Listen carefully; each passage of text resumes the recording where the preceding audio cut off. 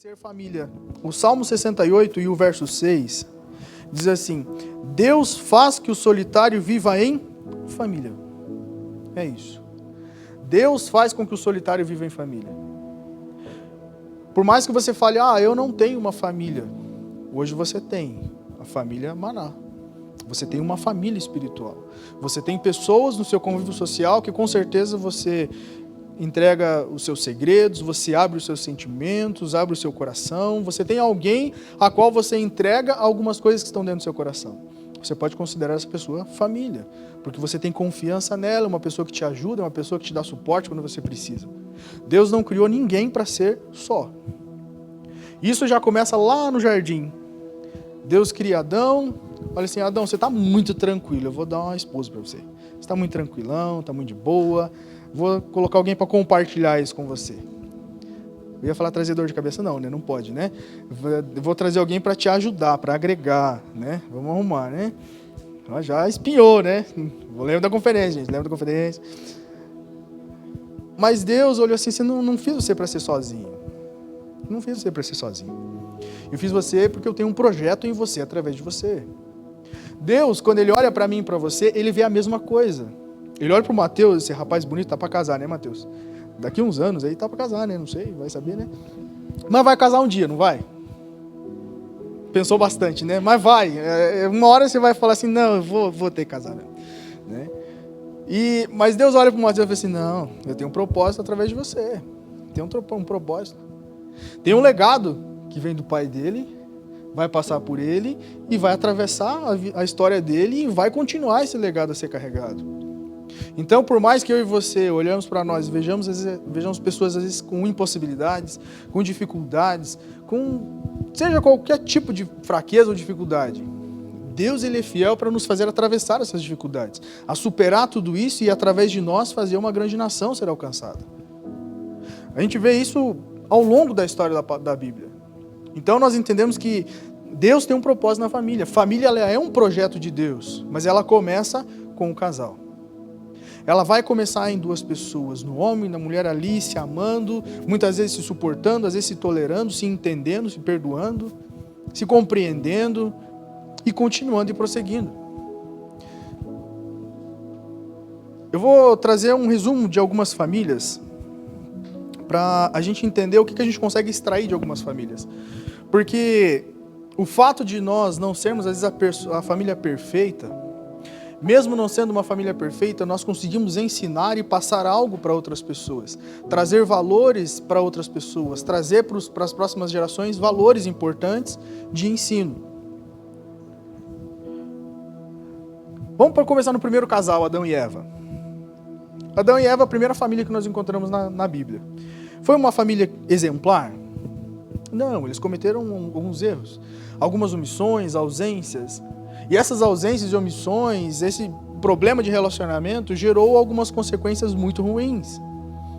Em que os dois filhos, Caim e Abel, um começa a olhar para o outro com um olhar errado, não deveria ter inveja, não deveria ter um ciúme, ao ponto de olhar para Deus, poxa, ele recebeu a oferta dele, não recebeu a minha. Aí ele já começou um sentimento errado.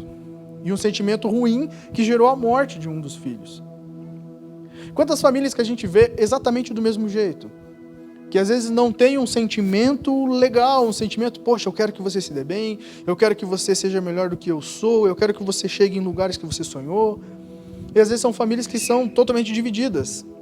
Famílias que têm grandes problemas. Famílias que em vez de somar para que o outro levante, parece que faz de tudo para que o outro caia. Se ele não conseguiu, ou se eu não consegui, eu também quero que ele não consiga. Se para mim não deu certo, não tem que dar para ninguém. E às vezes vemos esse ambiente de família. E vemos isso acontecendo dentro da família de Adão e Eva. Nesse núcleo familiar que nós vemos a ausência do amor de Deus, vemos a ausência da vontade de Deus sendo cumprida num propósito de família. E isso muitas vezes acontece em muitos lares. Então nós aprendemos, uma coisa que eu sempre procuro compartilhar é muito mais barato aprender com os erros dos outros. Por que é tão importante ler a Bíblia? Porque trazendo um contexto de família, eu e você vamos ver o quê? Famílias que fizeram muita coisa errada, famílias que às vezes não deram certo. Então eu não preciso fazer a mesma coisa que eles fizeram para ver se vai dar certo, porque eu já sei que o resultado é errado, já é ruim. Então eu lendo a palavra de Deus, buscando orientação e discernimento do Espírito, o que eu vou entender? Compreender como fazer melhor para a minha família. Como não cometer aqueles mesmos erros, como não fazer as mesmas coisas. E ter uma família saudável, ter uma família feliz, uma família abençoada. Então nós tiramos esses pontos, né, da família de Adão e Eva. Outra coisa que nós conseguimos ver nessa família é a importância que nós devemos dar ao chamado de Deus no propósito da família. Que além de ser um projeto de Deus constituído para que eu e você possamos multiplicar, encher a terra, né, levar a palavra, a nossa família tem um chamado, a nossa família ela tem um propósito. Só que nesse casal a gente não viu esse propósito acontecendo. Um propósito de manifestar a glória, mas um era legal, o outro não era. Então nós temos que fazer o quê? Temos uma responsabilidade de levar a nossa família a uma maturidade de proclamar o nome de Deus. Dificuldades vão existir, problemas vão ter, as coisas vão acontecer. Só que eles não ouviram o chamado de Deus e não corresponderam a essa vocação. Então, para que eu e você, como família, possamos chegar no ápice do projeto que Deus tem, é justamente isso. Nós temos que corresponder a essa vocação, a esse chamado de Deus sobre as nossas famílias. Às vezes agimos de forma muito individual. E não podemos agir de forma individual. Nós temos que agir num coletivo para cumprir um único propósito. A nossa família tem que corresponder a esse chamado. Nós vemos uma outra família, que é a família de Abraão. Na família de Abraão, nós vemos alguém que recebe uma ordenança, recebe um chamado, e ele consegue levar esse chamado ao restante da sua família, ao ponto deles irem com ele. Muitas vezes é difícil hoje, principalmente nos dias de hoje, com tantas coisas que a gente ouve, com tantas coisas que as famílias ficam sabendo e ouvem notícias falsas e mentiras, é muito difícil de você conseguir chegar e falar, olha, Deus me deu essa visão, Deus me deu esse chamado, Deus nos deu essa orientação, vamos lá. Às vezes o conflito de interesse é tão grande dentro de um lar, que, não, mas isso aí é para você, isso não é para mim. Isso aí, Deus falou para você, não falou para mim. Mas a que nível nós conseguimos fazer com que as pessoas acreditem naquilo que Deus colocou em nós, colocou sobre as nossas vidas? Deus, muitas vezes, Ele vai dar uma direção para você, vai dar uma orientação para você, e eu acredito que aquilo que fez com que a família fosse junto com Abraão e somasse com ele e agregasse com ele, não era só porque Abraão, quem sabe, poderia ser um homem culto, porque ele veio de uma família já abençoada. Não, não é isso. Eu acredito que da mesma forma como Isaac se permitiu ser oferecido como um sacrifício pelo próprio pai, o que motivou ele a ser oferecido não foi só saber que existia um Deus, mas ver no pai, ver no próprio Abraão, um Deus que correspondia a esse Deus, um Deus que acreditava e confiava nesse Deus, acima de qualquer circunstância, que tinha uma caminhada e um relacionamento com Deus, fez com que ele olhasse para Abraão e falasse assim, não, se meu pai confia nesse Deus, no que ele está mandando, então também vou com ele. Eu acredito no que ele está fazendo, porque eu vejo o amor e o zelo com que ele faz isso. Então eu vou permitir que ele faça isso. Vou ser esse sacrifício. Eu acredito que é a mesma confiança que a família viu em Abraão quando ele recebe essa orientação. Ele viu o caráter em Abraão, eles viram em Abraão alguém que eles podiam confiar. Não, mas se Abraão está dizendo que Deus falou com ele conhece esse Deus, ele conhece um Deus que está falando com ele, com tanta garra, com tanta confiança, então vamos junto com ele, vamos acreditar. Às vezes a nossa família quer acreditar na gente, mas às vezes não vê um zelo, uma dedicação tamanha para acreditar completamente. Muitas vezes é isso que acontece em algumas famílias quando elas não abraçam uma causa junto com a gente. Não é porque a causa que Deus está falando é errada, não é suficiente, não. Mas às vezes eu não me dedico de uma forma tamanha para que eles realmente vejam, não, realmente vale a pena. É como você ter um chamado para um negócio. E aí você, poxa, todo mundo olha e fala assim, não, isso é loucura. Teus amigos olham, não, isso é loucura. Isso não vai dar certo. Mas Deus falou para você, não, vai dar certo. Eu assinei embaixo, vai funcionar. E a tua família compra a ideia com você. Não, Deus falou, eu sei que você é um homem de Deus, eu sei que você é uma mulher de Deus. Vai funcionar, vai dar certo, vamos lá, eu vou com você. Porque o nosso relacionamento com Deus, o nível de intimidade que nós buscamos ter com o Senhor, vai contagiar as pessoas que estão ao nosso redor, e principalmente os nossos. Às vezes nós podemos ter vamos dizer assim, a desconfiança de todo mundo. Ninguém está acreditando no que você está vendo, do que Deus está falando para você. Mas a sua família acredita. Pode todo mundo te deixar, teus amigos não acreditar em você, mas você sempre vai ter uma família que vai acreditar em você. Porque você se dedica, porque você se esforça, porque você está fazendo por merecer, vamos dizer assim. Porque você realmente está se dedicando àquilo. Uma vez eu vi um cara falando, um empreendedor, ele falou, o que te leva a investir na empresa de alguém ou te investir em alguém? Ele falou, a primeira coisa que me motiva a investir em alguém é saber se esse alguém consegue investir nele mesmo. Ele olha assim, se o cara vem com uma ideia para mim, eu quero ver o quanto você já investiu nessa ideia. Porque às vezes ele precisa de um investimento lá de milhões para aquilo acontecer. Mas quanto que você mesmo já investiu nisso? Para eu saber que isso realmente dá certo. Porque a ideia que ele tem é a seguinte, se ele já dedicou tempo, já dedicou dinheiro, já dedicou suor, lágrimas nesse projeto, se ele mesmo já investiu, e hoje ele não tem mais condições, mas ele já investiu dele mesmo, então eu acredito, porque ele também acreditou. Porque às vezes a gente quer que alguém invista na nossa vida, às vezes o próprio Deus, a gente quer que Deus invista na nossa história, mas nós mesmos não colocamos nada, nenhum suor, nenhuma dedicação naquilo que nós queremos que aconteça. E a família ela vai nos acompanhar não só porque eu estou falando, mas porque eles veem a dedicação que nós estamos colocando naquilo. E aquilo vai fazer com que ela também compre aquela ideia. Sabe, e Abraão, eu olho isso na história dele. Eu olho um cara que acreditou, um cara que confiou, e a família olhou aquilo e falou, não, nós estamos com você. Vamos caminhar com você. Vamos andar com você. Eu conheço várias famílias aqui na igreja, ou várias pessoas, até várias famílias, que uma pessoa começou a vir na igreja. Só uma. E hoje a família inteira está na igreja. Sabe por quê? Porque a família começou a olhar para aquela pessoa e falou, poxa vida, ele vai todo dia no culto, ele vai todos os cultos, ele vai nos eventos, ele não falta, ele faz jejum. Às vezes eles nem estavam entendendo o que você estava fazendo. Mas pela tua dedicação, os outros vieram. Quem que veio primeiro na casa de vocês? Foi a Pri? Vocês dois, né?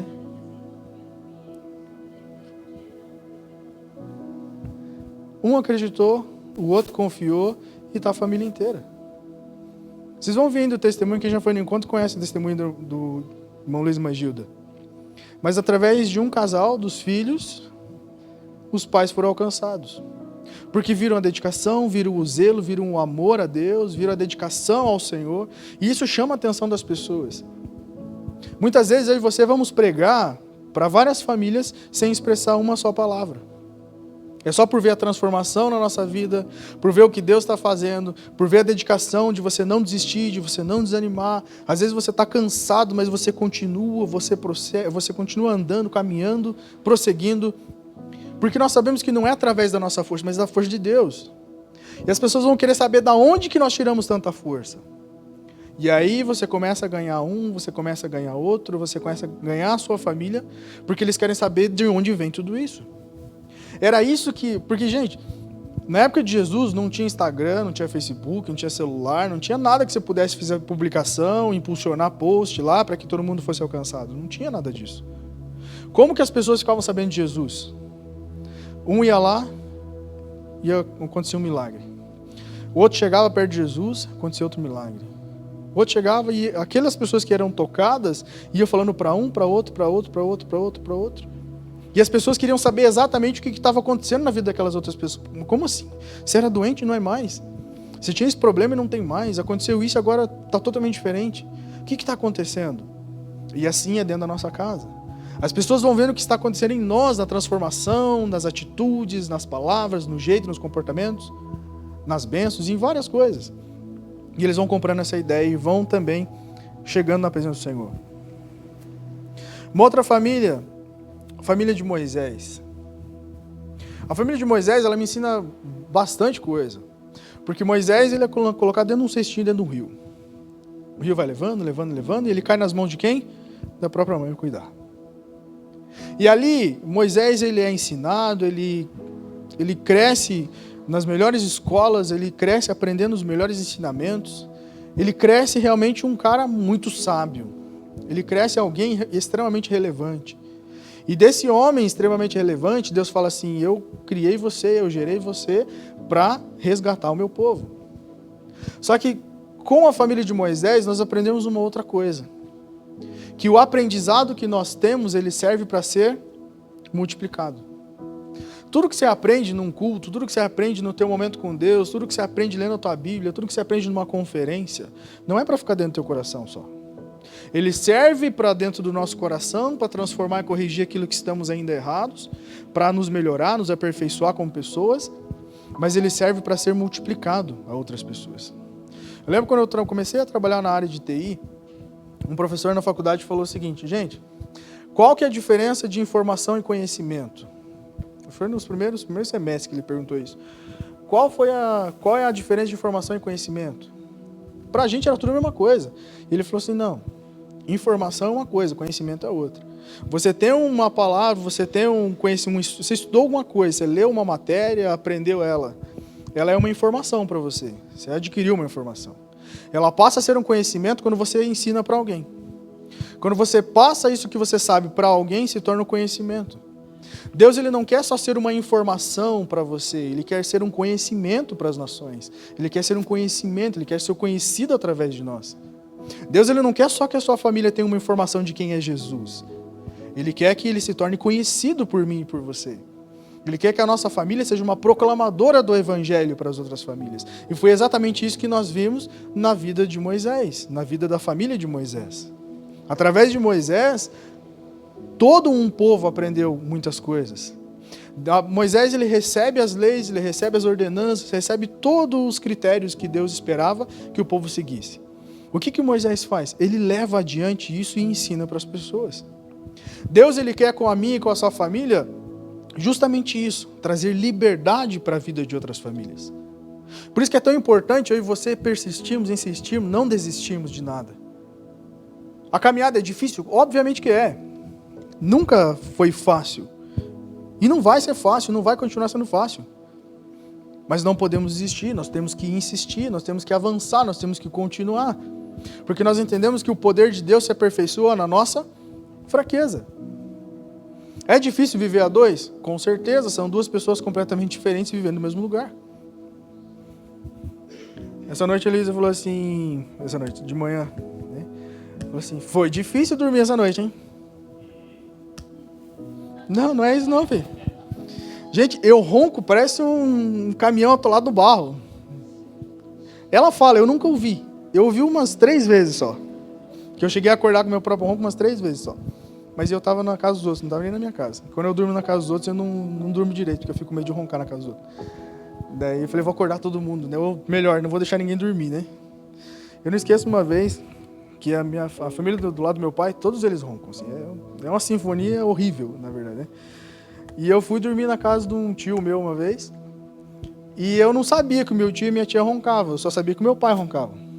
Aí nem eu, nem minhas primas dormiam, porque daí era uma sinfonia, um começava, o outro tentava sair do atoleiro, e era uma gangorra, um começava, era uma sincronia perfeita. Aí naquele dia eu consegui entender mais ou menos o que a Elisa passa, né? Mas viver a dois não é fácil, gente.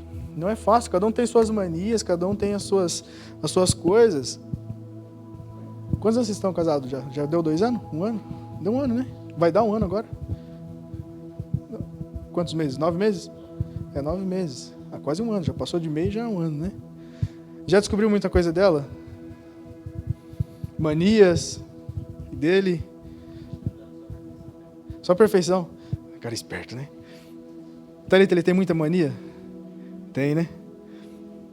Isso é viver a dois. É um desafio todo dia. Mas assim, quando eu e você estamos caminhando com Deus, Deus nos ajuda a lidar com esses desafios. A constituir uma família e viver os desafios de ter uma família. Pensa na dificuldade que Noé teve para chegar e falar assim, olha, Deus falou que vai chover. O que você ia pensar? Digamos que você nunca viu chuva, para você acreditar isso acontecer. É uma coisa de Deus falar para o Marcelo assim, ó, pastor Marcelo, é o seguinte, começa a fazer um balão. Fala, mas eu não sei fazer balão, não interessa, vou te ensinar a fazer um balão. Que vai acontecer tal coisa. Vai ter um mar de chocolate que vai sair de uma fábrica e vai virar um mar de chocolate, você vai construir um balão. Agora explica isso para todo mundo. Ele não ia querer? Não, mas é chocolate diet. que não é bom, né? Mas é uma coisa inusitada. E a pastora ia acreditar nele? Quem sabe de primeiro momento, não. Mas ela tem confiança nele, ela acredita nele, porque ela sabe do potencial que ele tem, o caráter que ele possui. E às vezes todo mundo ia duvidar dele, mas ele ia começar a fazer o balão, porque Deus mandou ele fazer o balão. Então, assim, essas coisas vão acontecendo, a confiança que nós vamos tendo nas pessoas, não é pelo que elas sabem ou porque elas falam, mas é pelo caráter que elas possuem, a intimidade que elas têm com Deus. O Lucas mesmo teve uma revelação sexta-feira lá na fábrica impressionante. Né, Lucas? Eu e o pastor Marcelo passamos a tarde inteira, basicamente, foi a tarde toda, né? Puxando 10 toneladas de pó de pedra, que o caminhão enroscou, atolou e não teve que descarregar no lugar. E nesse dia o Lucas ficou doente. Falei, foi uma revelação, o pastor Marcelo falou, não, foi revelação de Deus. Sabe, então, isso é só para descontrair um pouco, né?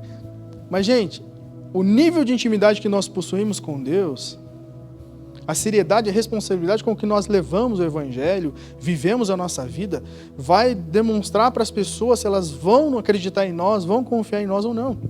E isso funciona de forma espetacular dentro do lar, dentro da família. Eu conheço algumas pessoas, e você também com certeza conhece, pessoas que querem ganhar o mundo inteiro, mas não conseguem ganhar a sua própria casa. Sabe por que a Bíblia diz que o profeta na sua própria casa ele não tem honra? Porque todo mundo que está dentro da tua casa sabe os teus defeitos. Todo mundo que está dentro da tua casa sabe das tuas limitações. Sabe de como é difícil, às vezes, conviver comigo e com você. Então, honrar dessa forma é muito difícil. Sabe como que as pessoas te honram? Quando elas conhecem a palavra, quando elas são submissas à autoridade de Deus. Mesmo sabendo dos teus defeitos, mesmo sabendo das tuas dificuldades, mesmo sabendo da pessoa difícil que eu e você somos para se relacionar, elas vão te honrar baseado na palavra. Porque ela sabe que não é por causa de você, é por causa de Deus. Que nós respeitamos não por causa de que eu mereço, mas porque Deus merece ser honrado. Porque Deus merece ser adorado através da minha vida. Então isso faz com que as pessoas nos honrem. Mas para isso acontecer eu também tenho que fazer a minha parte. Um erro que às vezes a gente comete é de atribuir à família apenas um valor sentimental. Isso é horrível, é terrível na verdade. Porque Deus ele não atribuiu à família só uma questão sentimental e emocional. Existe um propósito por trás da família. Existe algo maior por trás da família. Que por mais que nós sejamos família e nós sejamos individuais sendo família, porque o fato de eu e você termos uma família, temos um legado através da família, continuamos sendo seres individuais. Nós vamos ter que prestar conta diante de um Deus, das nossas ações, das nossas atitudes, daquilo que nós fazemos ou não fazemos, daquilo que omitimos, de tudo. Nós vamos um dia prestar conta. Mas também vamos prestar conta da nossa família. A palavra de Deus diz assim que filhos são herança do Senhor. Se filhos são herança de Deus dadas a nós, o que nós estamos fazendo com a nossa herança? Hoje você vê, eu ouvi um depoimento esses dias atrás de um pastor que ele tem um amigo que é diretor de uma escola. E aí esse pastor perguntou assim, cara, qual a diferença da escola de 30 anos atrás ou de 20 anos atrás para de agora? Ele falou assim, é nítido, ele falou a diferença. Antigamente, como que as pessoas escolhiam uma escola? Os pais iam na escola, às vezes levavam um filho para a escola junto para conhecer, mas os pais chegavam e perguntavam para o diretor assim, quais são os valores dessa escola? Qual é o método de ensino dessa escola? Como vocês ensinam? Como funciona? Tal. E perguntava todos os valores daquela escola, como ela funcionava, como ela ensinava, no que se baseava o ensino, enfim. E ele falou, e hoje, como é? É totalmente diferente. O pai chega na escola com o filho, os pais, ele solta a criança dentro da escola. Deixa eles 20 minutos correndo na escola. E ele vai, brinca, e olha, e mexe, e vai em todos os lugares da escola. Aí quando a criança volta para perto dos pais, eles perguntam para a criança, você gostou da escola? Você quer estudar aqui? Totalmente diferente. Porque hoje uma criança de 3 anos, de 5 anos, de 6 anos, manda em adultos. Pais não conseguem transferir valores da palavra de Deus, não são nem os próprios valores, porque se passasse os próprios, né, ela não tinha nem essa condição de saber. Porque quando ele falou isso, perguntou como eram os critérios, não estava nem falando de pais cristãos, estava falando de pais, independente da religião. Porque eu e você temos uma obrigação moral de passar valores para os nossos filhos, de levar a palavra de Deus como cristãos, mas tem independente da palavra, existe educação, existe controle, existe limite. E hoje em dia mudou tudo. Está tudo mudado. Eu vi uma citação de um grande escritor, e ele fala assim que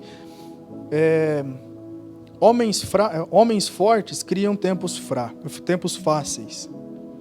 Tempos fáceis criam homens fracos.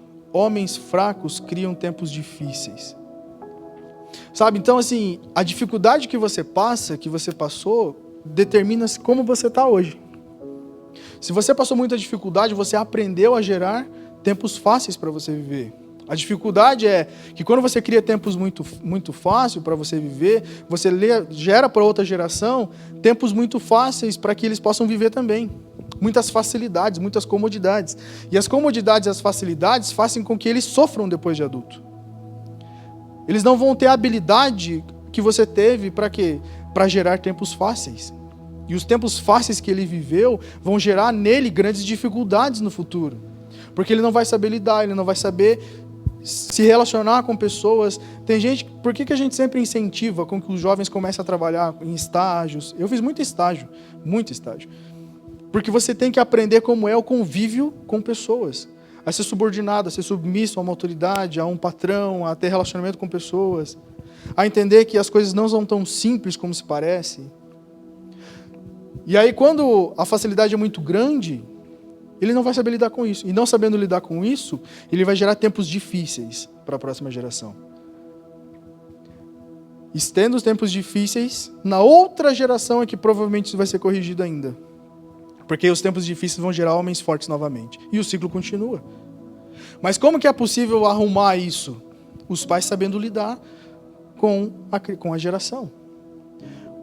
Qual é a melhor forma de aprender a lidar com isso? Pela palavra, olhando os critérios, olhando o que Deus espera que seja feito. Nós temos um manual de instrução na nossa mão. E como nós usamos esse manual de instrução? Se você tem um carro, você quer saber como ele funciona, você tem um celular, você tem qualquer coisa, quer saber como funciona na íntegra, vai no manual. Deus deixou um manual de como nós funcionamos e como nós devemos agir. Como nós devemos conduzir a nossa casa, a nossa família. Então, tudo está acessível à nossa mão. O propósito maior da nossa família é abençoar todas as outras famílias. A salvação ela é individual, mas o propósito ele é familiar, gente. E no livro de Gênesis, no capítulo 6, no verso 17 e 18, nós vamos ver sobre Noé, que eu acabei de falar para você. Diz, porque eis que trago o dilúvio sobre a terra, para destruir, debaixo do céu, toda a carne em que há espírito de vida. Tudo que há na terra expirará, mas contigo estabelecerei. Deus fala para Noé e fala assim, ó, com você eu vou fazer uma aliança. Ah, mas não foi com a família toda? Calma. Primeiro Deus fala com ele, fala, eu vou fazer com você uma aliança. Por isso que dentro de um lar, o sacerdote, se ele é a primeira pessoa, se o homem, se o cabeça do lar, ele é a primeira pessoa que conhece ao Senhor, ele tem uma obrigação de ter uma aliança com Deus para que toda a sua família seja restaurada. Para que toda a sua família seja alcançada, para que toda a sua família seja cuidada pelo Senhor. Agora, mas eu sou o filho da casa e eu conheci a Deus, então você tem que se posicionar no seu lar, para que a sua família alcance também conhecer ao Senhor. Porque Deus faz uma aliança conosco. E aí Deus fala com Noé, fala, ó, contigo estabelecerei o meu pacto, ou a minha aliança, algumas traduções. Entrarás tu na arca, e contigo os teus filhos, a tua mulher e a mulher dos teus filhos. Por isso que eu falei agora há pouco que, através da sua vida, a sua casa foi alcançada. E se ainda não foi, ela pode ser, se você se mantiver posicionado em Deus. Então há chance, há esperança para a nossa casa, há esperança para o nosso lar, há esperança para a nossa família. Se você ficar posicionado em Deus. Porque Deus ele não é um Deus do individual, Deus é um Deus do coletivo. Na oração do Pai Nosso, o Pai é nosso, não é só meu. O Pai é nosso, porque Ele quer alcançar a todos, Ele quer abençoar a todos. Então, a necessidade de eu e você estarmos posicionados. Porque Deus ele faz um pacto, uma aliança comigo e com você para alcançar a nossa família.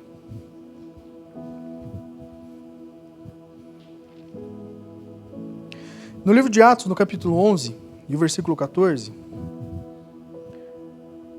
diz assim, e ele nos contou como vira em pé em sua casa um anjo, que lhe dissera, envia a Jope e manda chamar a Simão, que tem por sobrenome Pedro, o qual te dirá palavras pelas quais serás salvo, tu e toda a sua casa. Deus, ele sempre vai ter um propósito de alcançar a minha vida, para alcançar quem está ao meu redor, a minha família, e através da minha família alcançar outras famílias. E quando você leva a palavra, você ainda, digamos, só você na sua casa seja convertido, só você conhecer o Senhor, e Deus traz uma palavra para você, Ele vai levar a palavra para sua esposa, para o seu esposo, Ele vai levar a palavra para os filhos, e cada um deles tem uma parte dessa família. A esposa vai levar para a mãe, para o pai, para os irmãos, os filhos vão levar para os primos, vão levar para os amigos, e por ali toda a terra vai sendo alcançada. Ou como será que aquele homem lá de Decápolis, ele é alcançado, ele espera, ele olha para Jesus, ele recebe o milagre do Senhor. Ele fala assim: Jesus, eu quero ir com você, eu quero trilhar esse caminho, eu quero mostrar para as pessoas o que você fez por mim, que o milagre aconteceu.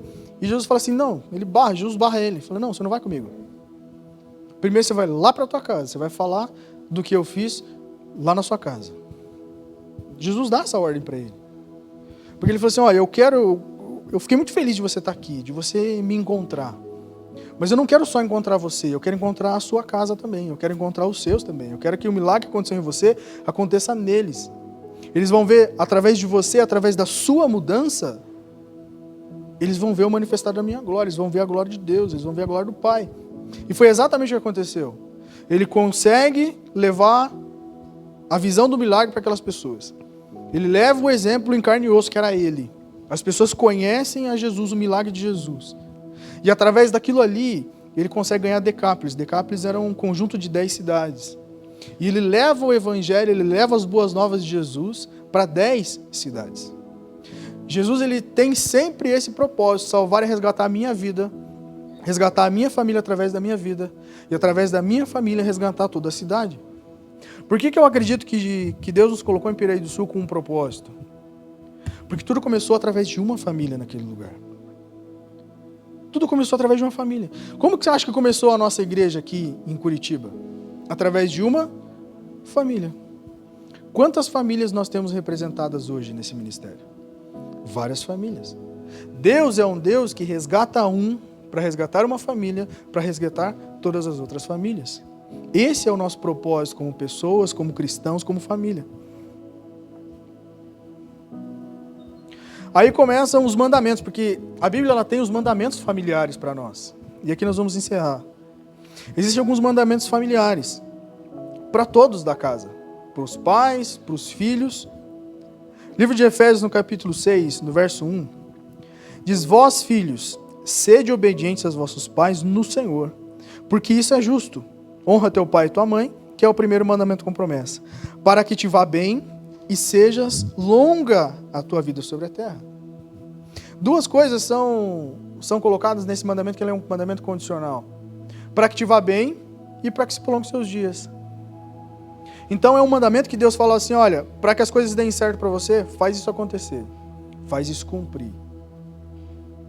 Aí no livro de 1 Timóteo, no capítulo 5, no versículo 4, diz assim, mas se alguma viúva tiver filhos ou netos, aprendam primeiro a exercer piedade para com os da sua própria família e a recompensar os seus progenitores, porque isto é agradável a Deus. Deus, ele dá uma ordenança para todos nós. Deus, ele fala, olha, eu tenho uma ordenança para você e através disso eu vou conseguir abençoar a tua casa, vou abençoar o teu lar. E no mesmo livro de Efésios, capítulo 6, no versículo 4 diz, e vós, pais, não provoquei a ira dos vossos filhos, mas criai-os na disciplina e na admoestação do Senhor. 1 Timóteo 3, no versículo 4 diz, que o bispo governe bem a sua própria casa, tendo seus filhos em sujeição, com todo respeito. Pois se alguém não sabe governar a sua própria casa, como cuidará da igreja de Deus? E ali nós vemos várias ordenanças do Senhor. Você quer ler mais uma? Efésios 5:28 diz, assim devem os maridos amar as suas próprias mulheres, como seus próprios corpos. Quem ama a sua mulher, ama a si mesmo. Aliás, me perguntou, você me ama a mim mais do que você? Eu falei, não. Ela deu risada, eu falei assim, não, primeiro eu tenho que amar a mim primeiro, para depois te amar, porque se eu não me amar, eu não consigo te amar. Porque se eu não valorizo a minha própria vida, como que eu vou valorizar a vida dos outros? Não consigo. Então, primeiro nós temos que nos amar, primeiro nós temos que buscar, por isso que ele fala nesse texto, quem ama a sua mulher, ama-se a si mesmo, porque se eu consigo transbordar sobre alguém o amor, é porque eu estou me amando. Você já viu uma pessoa em depressão? A pessoa em depressão ela não quer saber de nada, nem dela. Muitas pessoas entram num quadro tão profundo de depressão que elas querem se matar, porque elas não conseguem valorizar nem a própria vida. Se elas veem alguém morrendo, elas falam assim, deixa que morra, eu também quero morrer. Porque ela não consegue olhar nem para si. Como que ela vai olhar para outro? Sabe, então nós temos que nos aprofundar na palavra nesse nível, não só em conhecimento, mas em fazer, em agir. Colossenses 3:19, vós maridos, amai as vossas mulheres e não as tratei asperamente. Efésios 5:22, e aqui nós vamos orar. Vós mulheres, submetei-vos aos vossos maridos, como ao Senhor, porque o marido é a cabeça da mulher, como também Cristo é a cabeça da igreja, sendo ele próprio o salvador do corpo, mas, assim como a igreja está sujeita a Cristo, assim também as mulheres sejam em tudo aos seus maridos. Só que nós aprendemos muita coisa através disso aqui, eu não vou explicar isso de novo. Mas cada um de nós temos uma responsabilidade para com Deus dentro da nossa família. E Deus exige de todos essa responsabilidade. Não é mais do homem, não é menos da mulher, não é mais do filho ou menos do filho, não. Cada um de nós temos uma responsabilidade. A nossa responsabilidade não é só para com o outro, mas a responsabilidade de levar o evangelho através da nossa casa. E se nós não conseguimos cumprir esse papel, não conseguimos fazer com que isso aconteça, nós estamos agindo de forma errada. Nós não estamos chegando no ápice daquilo que Deus nos projetou a ser. Então eu queria te convidar a orar nessa noite. Quem sabe você quer nessa noite apresentar alguém da sua família. Quem sabe você, olha, pastor, eu preciso de ajuda. Eu preciso que Deus me dê capacidade, que Deus dê orientação, que Deus dê direção, para que eu consiga realmente alcançar a minha família, porque só eu estou nessa caminhada. Tenho orado, tenho buscado, eu só falo, não desanima. Não desanima, não desista. Tem pelo menos umas 3, 4 famílias que você pode olhar aqui dentro dessa igreja, que começaram sozinhas. A Aline é uma delas. A Aline está lá na porta, depois você pega o testemunho e conversa com ela. Uma criança de 6 anos, os pais deixavam na esquina, ela vinha na igreja e até hoje ela está aqui. E hoje toda a casa dela serve ao Senhor. Todos da sua casa, na época que ela era ainda solteira, conheceram ao Senhor. Se hoje estão ou não estão, aí é uma coisa de cada um, mas todos conheceram quem é Jesus. E hoje está ela, seu esposo, seu filho, na presença do Senhor. Vamos ficar de pé em nome de Jesus.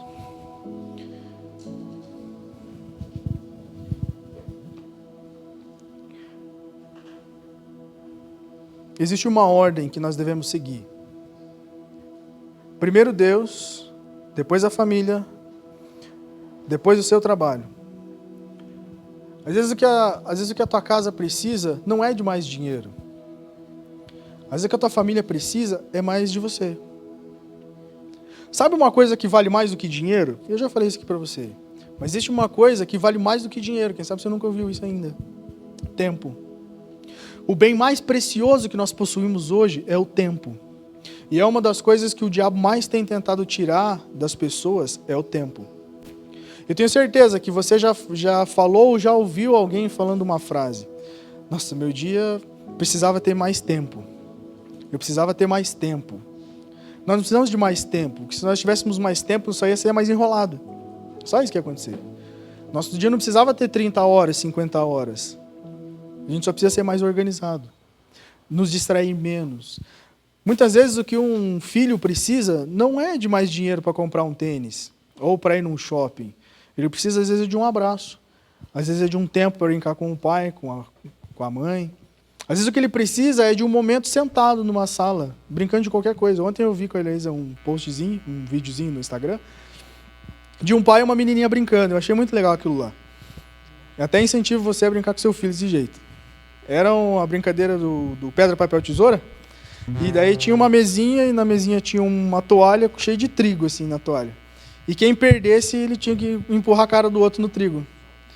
E aí o pai errava, e a menininha esfregava a cara dele no trigo, e ali ela errava, E por ali ela brincava e ela se divertia. Hoje em dia, o que é muito mais fácil um pai e uma mãe fazer? Vai, tá o celular, vai brincar com o teu celular. Vai na internet, pega o teu notebook, pega o teu computador. Aquilo que eu e você não conseguimos passar para a nossa geração, para os filhos, fica tranquilo que o mundo ensina. A internet ensina. O diabo ele ensina. O que a nossa família precisa é de nós. Não é de um carro novo, não é de uma casa nova, não é de uma roupa nova. Isso é necessário, mas não é o primordial, não é o principal. Eles precisam de revelação da palavra. Eles precisam saber que eles têm alguém que eles podem contar, que existe uma cobertura espiritual dentro do lar. Eles precisam saber que tem um filho orando pelo pai, orando pela mãe. Eles precisam saber que a hora que eles precisarem de um abraço, eles vão poder correr para o teu colo e vão poder sentir esse abraço. Sabe o que é melhor do que uma motivação? Um abraço. Existe um hormônio que é liberado no nosso organismo chamado ocitocina.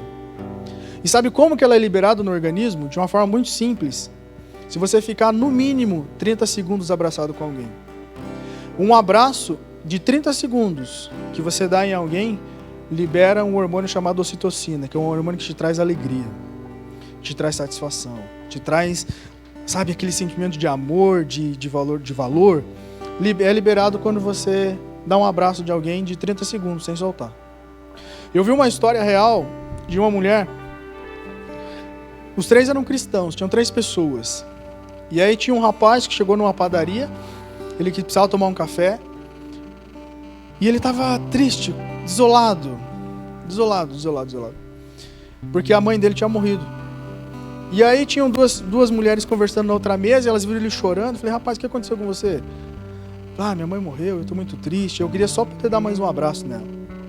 E aí ela falou assim, não, então tá, eu não sei se ela é parecida comigo, mas eu queria te dar um abraço. E ela não falou nada, ela simplesmente falou, deu um abraço nele. E nesse abraço ela começou a chorar, e ele também chorava. E aí a amiga que estava junto, falei, gente, o que está acontecendo? Eles ficaram mais de 30 segundos, ficaram 1 minuto e meio abraçados e chorando. E aí quando eles terminaram de se abraçar, ela falou assim, hoje fazem exatamente 6 meses que meu filho morreu. E quando eu abracei você, eu senti ele. Sabe, naquele momento, isso é um estudo científico que depois eles pegaram para debater sobre aquilo. Nesse exato momento que eles fizeram aquilo, um hormônio chamado ocitocina foi liberado dentro do organismo deles. Eles sentiram um amor, eles sentiram um prazer, eles sentiram, sabe? Você já viu aquele hino que fala assim, que em teus braços é o meu descanso? Porque Deus é o único que pode fazer com que mesmo em meio à adversidade, mesmo em meio à dificuldade, você sinta alegria, você sinta prazer, você sinta satisfação. Porque nos braços do Senhor nós temos os melhores sentimentos, nós temos as melhores emoções, nós realmente temos a nossa alma renovada, nós temos a nossa vida transformada. Então Deus, Ele não quer só te ganhar por te ganhar, mas Ele quer sarar as tuas emoções, Ele quer ganhar a tua história, Ele quer ganhar a tua família. Eu não sei como você está, mas quem sabe nessa noite você precisa de um abraço do Senhor. Vem aqui na frente, nós vamos orar por você.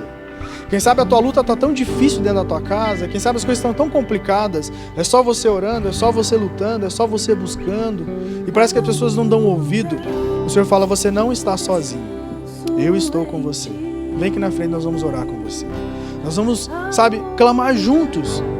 E existe um abraço do Espírito Santo preparado para mim e para você nessa noite. Essa conferência não foi à toa, não foi só um atrativo para uma palestra, não. Era o próprio Deus restaurando e transformando as nossas emoções. Se você está orando por alguém, você quer apresentar esse alguém, olha, eu estou orando pelo pai, pela mãe, pelo irmão, não sei por quem você está clamando, por quem você está buscando. Mas você quer representar e apresentar essa pessoa, vem aqui na frente, nós vamos orar com você. Porque existe salvação para a tua casa. Sabe, o que eu e você vimos hoje, em alguns textos da palavra, são que de alguém que ouviu a voz de Deus, de alguém que ouviu um anjo falar, e ele fala assim, olha, agora vai e leva essa mensagem, leva essa palavra para a tua casa, porque hoje teve salvação para você e para a sua casa. Você foi constituído um mensageiro, uma mensageira do Senhor, para que haja salvação dentro da sua casa. E quem tem que acreditar com tudo que você tem é você. Deus já fez tudo novo. Ele já morreu na cruz por mim, por você. Ele ressuscitou o terceiro dia para que houvesse salvação na nossa casa. Primeiro em nós, depois através de nós. Quero te convidar a orar neste momento, que você possa estender as mãos sobre essas pessoas que estão aqui na frente. Quem sabe você está bem, a tua família está tranquila, mas através da sua oração, através da sua família, através da sua casa, a família dessas pessoas que estão aqui serão alcançadas pelo manifestado poder de Deus. A salvação ela é de graça, mas ela custa tudo que nós temos. E eu não conheço uma pessoa que chegou diante de Jesus e que não foi atendida. Eu não conheço uma pessoa, e até mesmo aquelas pessoas que chegaram diante de Jesus e falaram: Jesus, é o meu servo que está lá longe, que precisa de cura. Jesus, é a minha filha. Jesus, é tal pessoa, mas ela não pode chegar aqui. Jesus simplesmente falava assim: olha, vai, porque a tua fé alcançou essa pessoa. Vai lá, que a tua fé foi ativada, a sua filha foi curada, fulano foi restaurado, porque a sua fé foi colocada em ação. Por mais que a pessoa que você está orando agora, que você está apresentando diante de Deus, não esteja aqui, ela não precisa estar aqui, porque Deus, Ele é um Deus onipresente. Deus, Ele é um Deus onipotente, e Ele pode estar em todos os lugares. Quem sabe você já falou e não convenceu. Mas deixa eu te falar uma coisa, não é você que tem que convencer, não são as suas palavras que vão transformar o coração dessa pessoa. A palavra diz que só o Espírito Santo é capaz de convencer o homem do pecado e do juízo.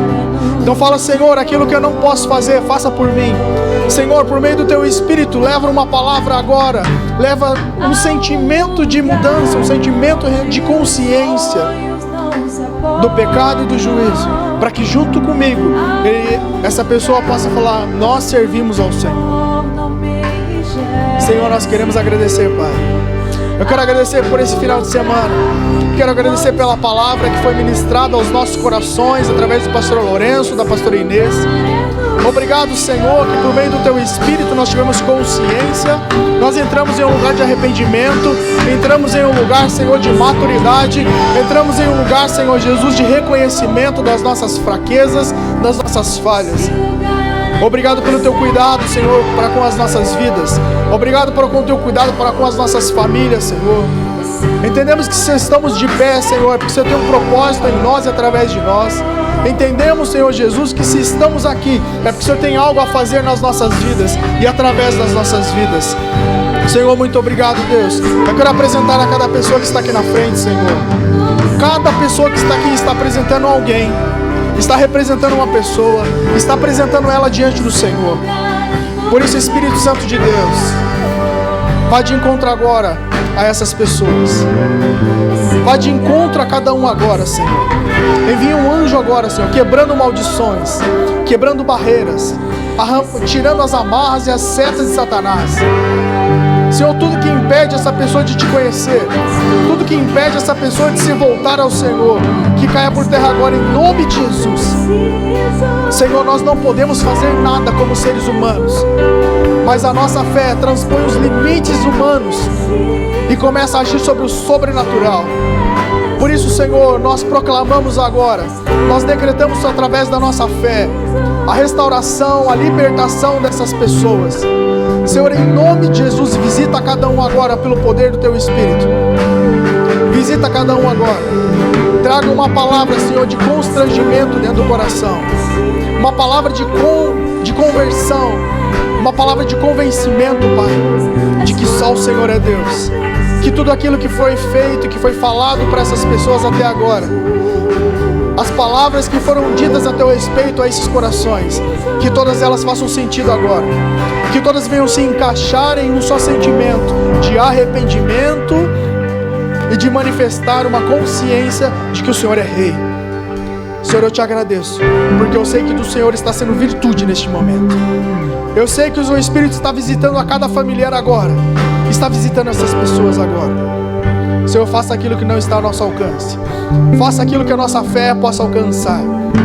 E nós sabemos que a oração de um justo pode muito em seus efeitos. Por isso, Senhor, nós sabemos e cremos na manifestação do Seu poder agora. Senhor, nós já agradecemos, e somente agradeça agora. Somente agradeça. Fala: Senhor, obrigado pela salvação do meu familiar. Fala: Senhor, eu agradeço pela salvação do fulano, do ciclano. Fala o nome dessa pessoa. Mas fala: Deus, eu agradeço porque eu sei que o Senhor já está agindo. Eu sei que o Senhor é o mesmo ontem, hoje e eternamente. Eu sei que o Senhor está fazendo e agindo naquilo que eu não posso fazer. Fala: Senhor, muito obrigado.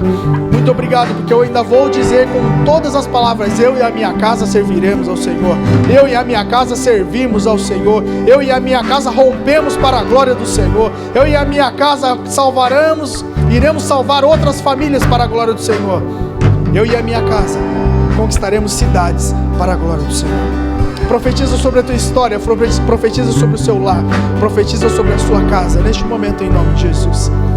Porque o que Deus vai fazer não é coisa pouca, não é pequena. Porque nós não cremos num Deus de coisas possíveis, nós cremos num Deus de coisas impossíveis. Porque Ele é o Deus de ontem, de hoje e do eternamente. Obrigado, Senhor, por tudo. Obrigado, Deus, pelo manifestar do Teu Espírito nessa noite. Em nome de Jesus e para a glória.